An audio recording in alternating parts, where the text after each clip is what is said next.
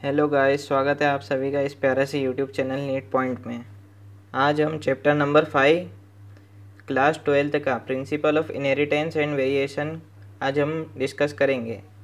आज हम उसमें डिस्कस करेंगे कि लॉ ऑफ इनहेरिटेंस क्या होता है, लॉ ऑफ सेग्रीगेशन क्या होता है, को डोमिनेंस और इनकम्प्लीट डोमिनेंस, मेंडल का लॉ क्या होता है, मेंडल ने क्या एक्सपेरिमेंट दिए थे, और जो डाई हाइब्रिड क्रॉस होता है, टेट्रा हाइब्रिड क्रॉस होता है, वो हम देखेंगे। मोनो हाइब्रिड क्रॉस क्या होता है। और उससे पहले हम थोड़ी बहुत थ्योरी देख लेते हैं जो इम्पोर्टेंट है, क्वेश्चन पूछ सकते हैं नीट में।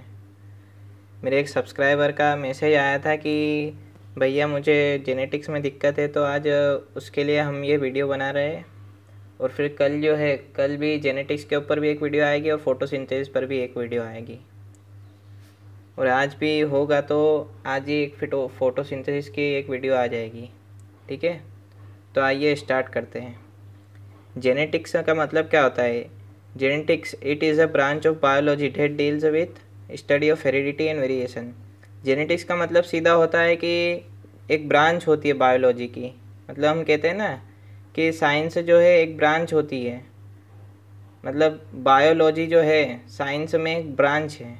मैथ्स जो लेता है, पीसीएम लेता है, तो उसका मतलब क्या होता है कि वो एक ब्रांच है इंजीनियर वालों के लिए, है ना। जैसे सिविल इंजीनियर होता है और मैकेनिकल इंजीनियर होता है, ये सब क्या है, मैकेनिक्स के मतलब ऐसे इंजीनियरिंग की ब्रांच है।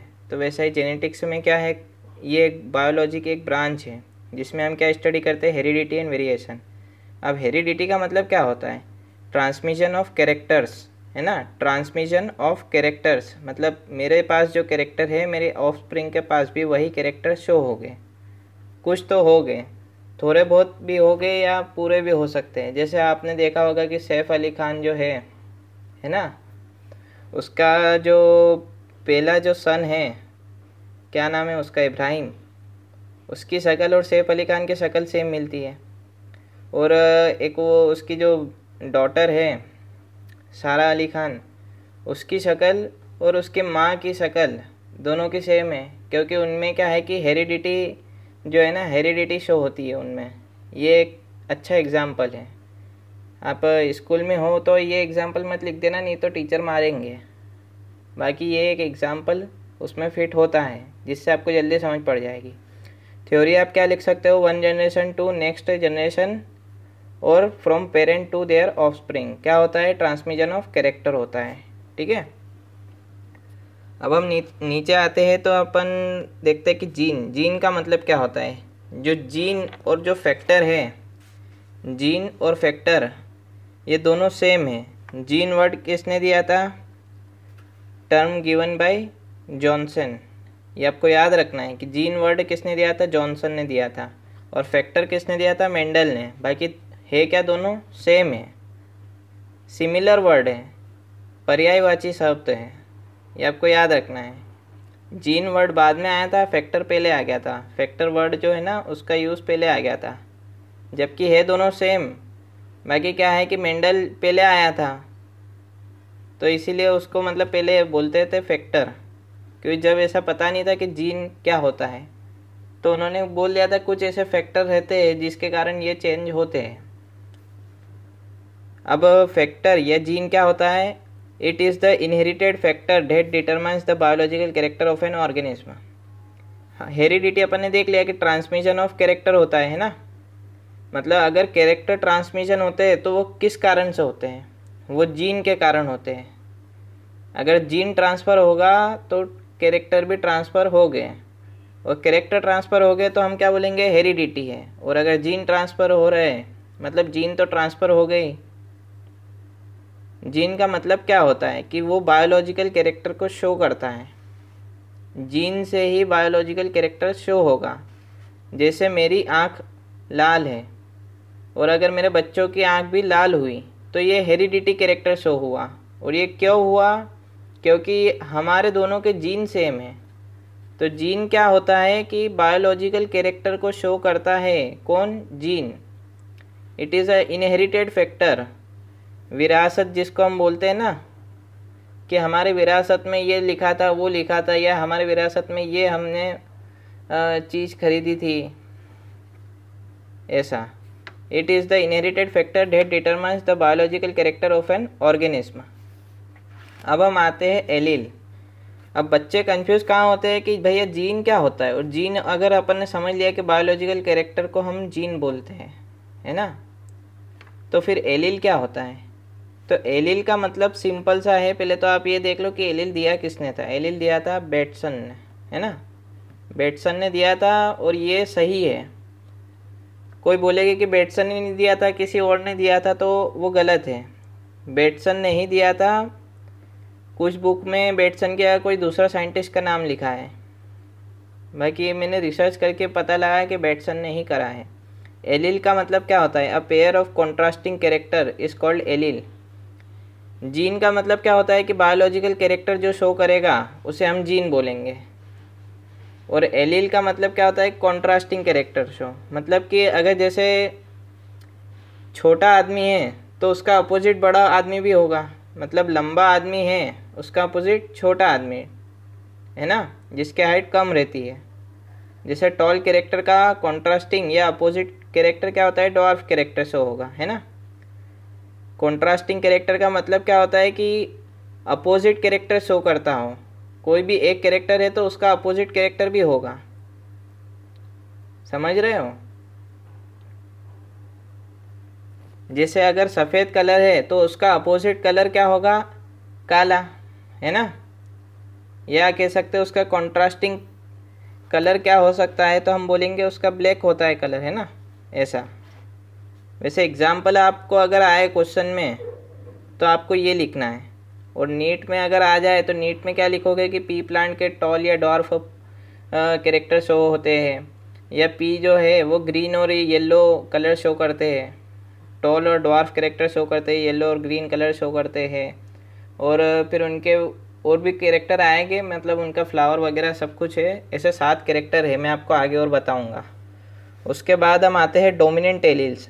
डोमिनेंट एलील्स वो होते हैं जो अपने ऑफस्प्रिंग के अंदर वो एलील जो है अपने आप को डोमिनेंट शो करता है। जैसे टॉल होमोजाइगस भी हो सकते हैं। टॉल कैरेक्टर को क्या बोलेंगे हम, टी भी बोल सकते हैं, capital T capital T. Capital T क्या शो कर रहा है, डोमिनेंट कैरेक्टर को शो कर रहा है। और रेसेसिव टी का क्या मतलब होता है, जो छोटा टी है उसको हम रेसेसिव टी बोलेंगे, जो रेसेसिव है ना। अब ये रेसेसिव है, लेकिन इसका फ़र्क क्या होता है कि रेसेसिव शो नहीं होगा ऑफस्प्रिंग में, और डोमिनेंट वाला कैरेक्टर शो हो जाएगा। तो जब आप इसका क्रॉस करोगे डबल टी का, मतलब डबल कैपिटल टी का, कैपिटल टी और स्मॉल टी से, तो आपको ऑफस्प्रिंग में चारों कैरेक्टर जो है वो टॉल ही दिखेंगे, क्योंकि एक ऐसा कैरेक्टर आएगा जिसमें होमोजाइगस रहेगा, मतलब हेटेरोजाइगस कंडीशन शो होगी, फिर भी वो टॉल पी रहेगा। ये आप क्रॉस करा के देखना, ये मैं करके दिखा देता हूँ आपको। ये देखो, कैपिटल टी, ये टी, और ये आ गया अपना स्मॉल टी, है ना, ये स्मॉल टी, और ये आ गया कैपिटल टी। तो capital T small T tall हो गया, है ना। कैपिटल टी स्मॉल टी ये भी टॉल हो गया। क्यों हुआ, क्योंकि इसमें डोमिनेंट कैरेक्टर क्या है, कैपिटल टी है ना। रेसेसिव टी कभी भी कैरेक्टर शो नहीं करेगा अपना, और डोमिनेंट दोनों अगर रहेंगे एलील तो भी डोमिनेंट ही शो करेगा, और डोमिनेंट और रेसेसिव दोनों रहेगा तो उसमें भी डोमिनेंट कैरेक्टर ही शो करेगा। कंडीशन भले से हेटेरोजाइगस रहेगी, बाकी जो कैरेक्टर है वो डोमिनेंट शो होगा। और रेसेसिव एलील का मतलब क्या होता है, स्मॉल, जो मतलब कि कभी शो नहीं होगा, बाकी रहेगा। जैसे ये स्मॉल टी मतलब डॉर्फ कैरेक्टर शो करता है। या अपन ब्लड ग्रुप में देखें तो स्मॉल आई रहता है। अगर दोनों स्मॉल आई रहते हैं मतलब कि वो ओ कंडीशन को शो करता है, ऐसा, ठीक है। अब इसमें हम आते हैं, रेसेसिव एलील हो गया अपना कि a pair of allele which can't express itself and don't show its effect, है ना।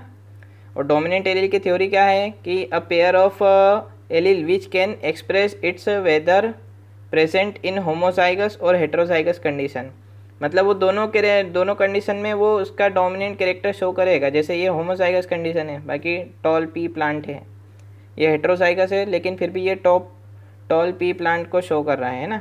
अब हम आते हैं नीचे, ये वेरिएशन। अब वेरिएशन क्या होता है, पहले अपन ने क्या पढ़ा था कि हेरिडिटी, पहले अपन ने पढ़ा था हेरिडिटी, अब अपन पढ़ रहे हैं वेरिएशन। हेरिडिटी का मतलब होता है कि जो मेरे में कैरेक्टर है वो मेरे ऑफस्प्रिंग में भी वही दिखेंगे। और वेरिएशन का मतलब क्या होता है कि चेंजेस, सीधा मतलब होता है चेंजेस।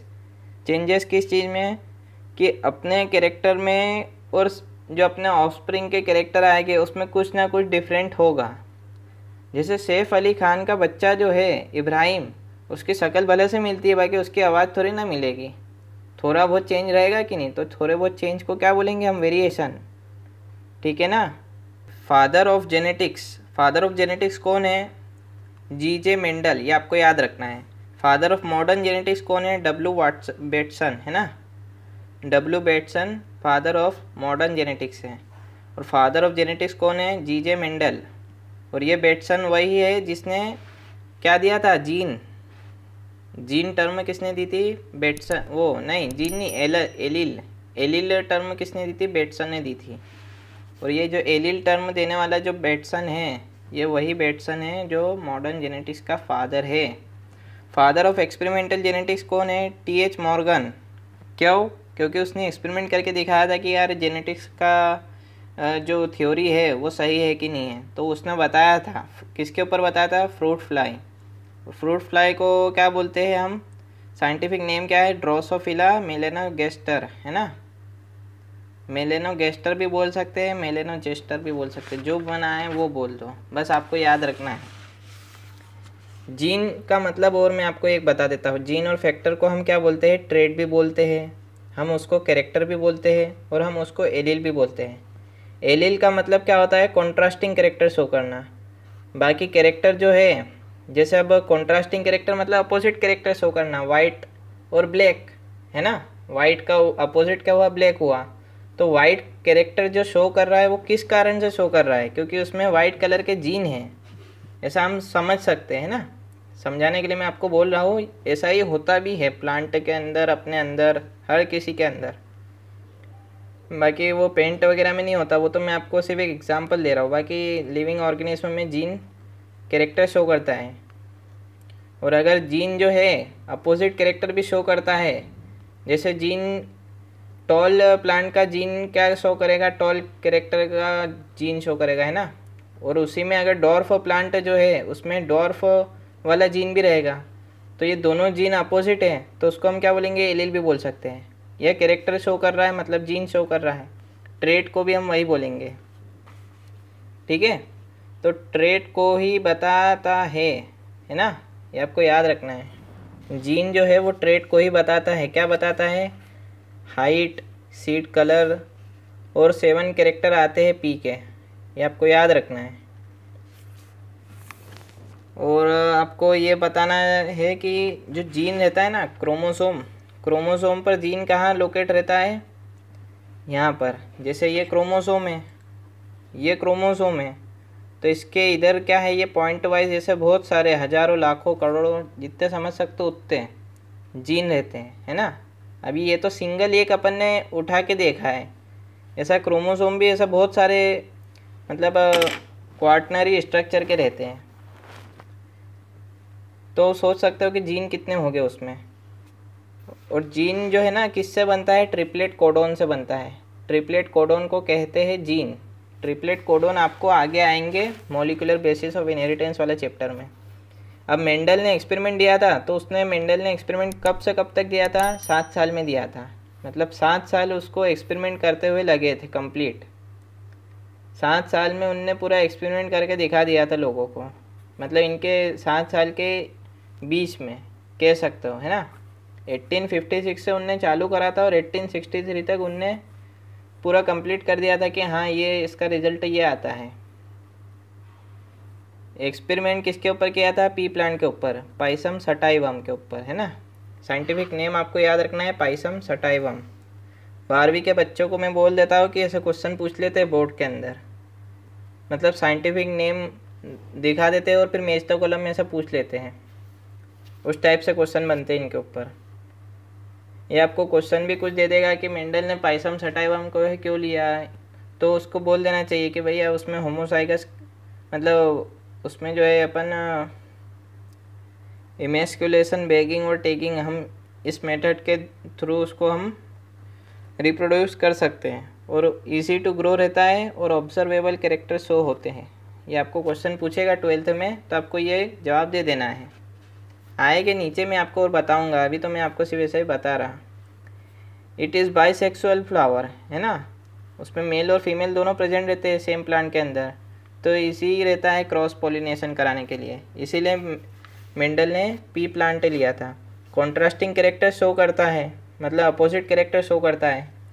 टॉल है तो उसका ड्वार्फ आएगा, येलो कैरेक्टर शो करता है येलो कलर, तो उसका ग्रीन कलर भी आएगा कॉन्ट्रास्टिंग कैरेक्टर में। कॉन्ट्रास्टिंग कैरेक्टर किससे शो होता है? जीन से, और जीन को हम क्या बोलते हैं? फैक्टर। उस टाइम पे फैक्टर चलता था। जब भी आप मेंडल का आंसर लिखो तो याद रखना है कि फैक्टर लिखना पड़ेगा आपको, जीन नहीं लिखना पड़ेगा। या अगर आपको जीन लिखना है तो ऐसा ब्रैकेट बना के आप लिख सकते हो कि जीन है, ठीक है। फिर अब आपको आगे आएगा one pair of contrasting character shown is known as allele, ये आपको आगे बता दिया मैंने। इजी टू ग्रो रहता है, इजी ऑब्जर्वेबल कैरेक्टर शो होते हैं। Technique of Mendel is hybridization, है ना। हाइब्रिडाइजेशन में क्या होता है? इमेस्कुलेशन होता है, बैगिंग होता है और टैगिंग होता है। अब मेंडल के 3 जो आते हैं ना, मतलब मेंडल के 3 नहीं, मेंडल के जो 7 कॉन्ट्रास्टिंग कैरेक्टर जो उसने चूज़ करे थे वो कौन से करे थे? स्टेम की हाइट टॉल होती है और ड्वार्फ भी होती है। फ्लावर का कलर वायलेट भी होता है और वाइट भी होता है। तो जो वायलेट है वो डोमिनेंट है, जो इस तरफ लिखे है वो सब डोमिनेंट है, और इस तरफ जो लिखे है वो सब रिसेसिव कैरेक्टर है ना। वायलेट डोमिनेंट है और वाइट जो है वो अपना रिसेसिव में आएगा। फ्लावर की पोजीशन अगर एक्सियल है तो वो डोमिनेंट है, और अगर वो टर्मिनल है या मतलब साइड पे उगते हैं तो वो रिसेसिव है। और पॉट का शेप, मतलब कि जो पी प्लांट है ना उसका ऐसा शेप आता है, ठीक है। तब अगर ये शेप जो है ऐसा इन्फ्लेटेड या फुल रहेगा तो इसको हम बोलेंगे डोमिनेंट, और अगर ये ऐसा रहेगा, ये देखो, अगर ये इन्फ्लेटेड मतलब रहेगा, इन्फ्लेटेड या मतलब कह सकते हो कि फुल साइज में अगर रहेगा पॉट शेप, मतलब कि मटर का जो वो आता है कि नहीं ऊपर का खोल, अगर वो ऐसा फुल है मतलब डोमिनेंट है, और अगर ऐसा पिचका हुआ है मतलब कि वो रिसेसिव है। अब यहाँ पे आते हैं, सीड के कलर येलो है तो वो डोमिनेंट है, और ग्रीन है तो वो रिसेसिव है। और सीड का शेप अगर राउंड है तो वो डोमिनेंट है, और रिंकल्ड है तो वो रिसेसिव है। और अब पॉट का कलर आते हैं। पॉट के कलर में क्या है कि ग्रीन कलर जो है वो डोमिनेंट है और येलो कलर रिसेसिव है। याद रखना, आपको ध्यान रखना है कि पॉट का कलर अगर पूछे तो ग्रीन कलर डोमिनेंट है और येलो रिसेसिव है, और अगर उसका कलर पूछे सीड का कलर, तो सीड के कलर में येलो कलर डोमिनेंट है, सीड में येलो कलर डोमिनेंट है, और पॉट में ग्रीन कलर डोमिनेंट है। बस इतना आपको याद रखना है। और उसका अपोजिट क्या होता है रिसेसिव में, तो लिख देना, ग्रीन का अपोजिट येलो होता है, येलो का अपोजिट ग्रीन होता है ना। और ये उस प्लांट में कैरेक्टर ये शो होते हैं, आपको ये याद रखना है। तो अब हम आते हैं इनहेरिटेंस ऑफ वन जीन पर।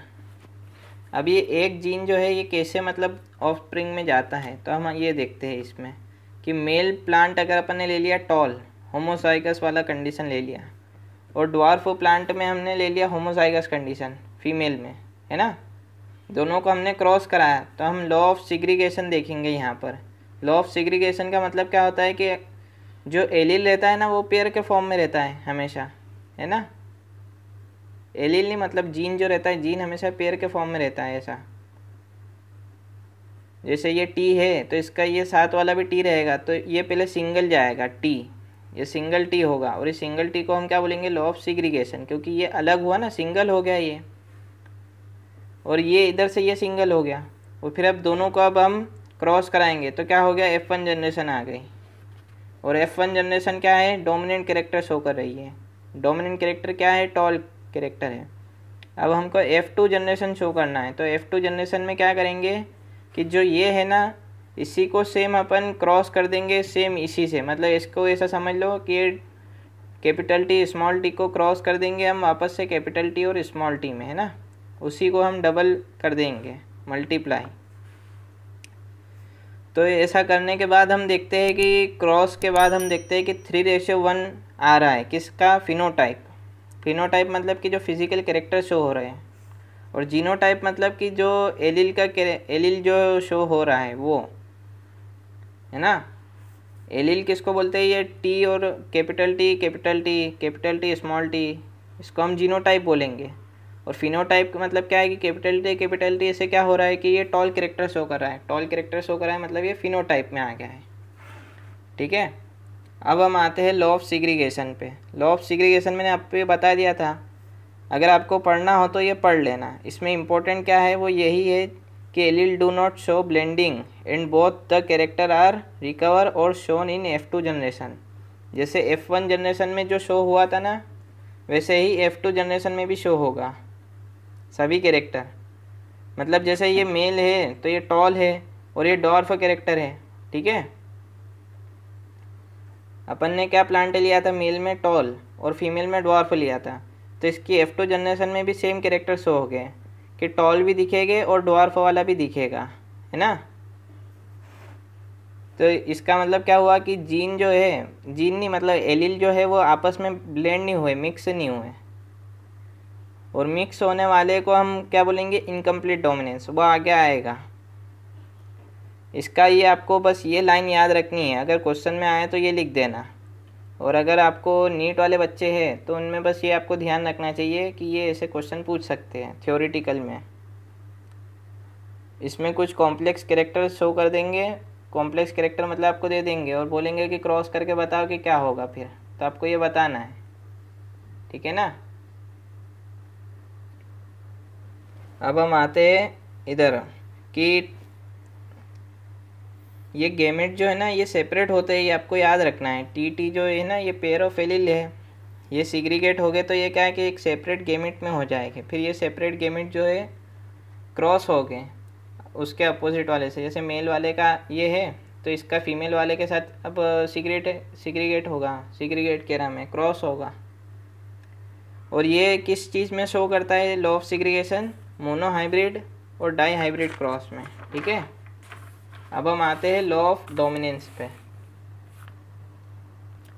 लॉ ऑफ डोमिनेंस का मतलब क्या होता है कि अपने ऑफस्प्रिंग में जो है डोमिनेंट कैरेक्टर शो करना। Character are controlled by discrete unit called factor और जीन।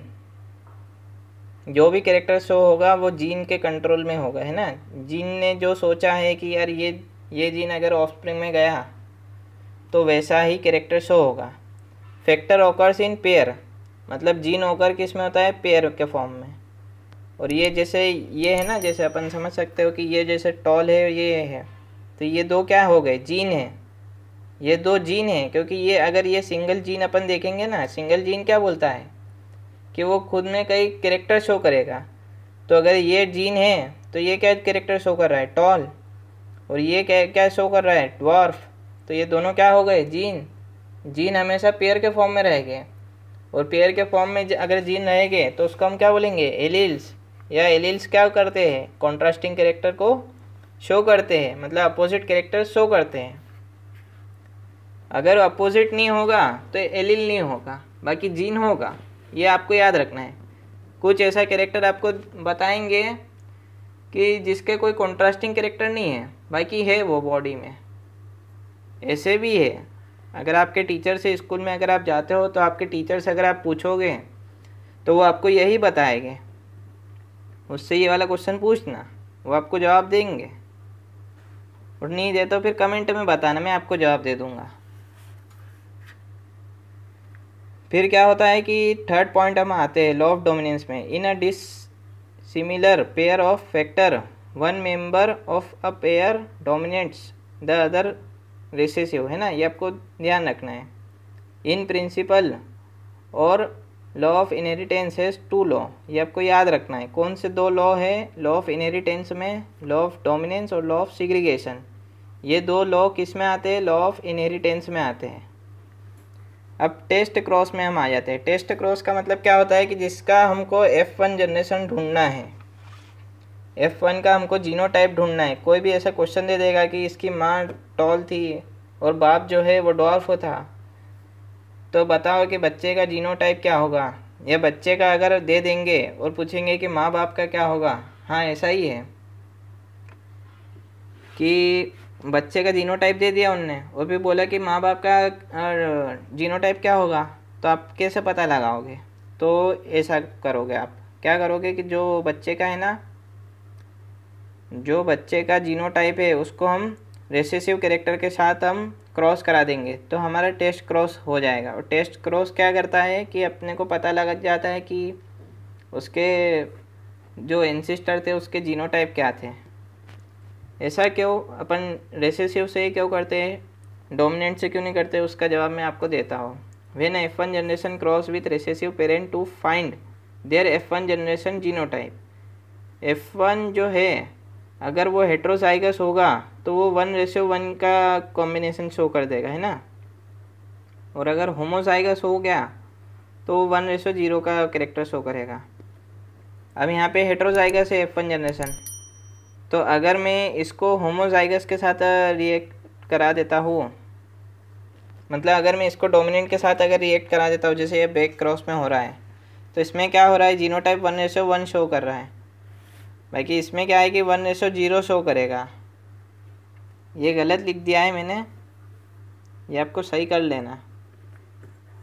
ये फिनोटाइप कैरेक्टर जो है ना 1:0 शो करेगा, मतलब कि बाप का अलग जाएगा और माँ का अलग जाएगा कैरेक्टर। ये आपको बस ध्यान रखना है कि F1 जनरेशन टेस्ट क्रॉस में क्या होता है कि आपको रेसेसिव कैरेक्टर के साथ क्रॉस कराना रहता है F1 जनरेशन को।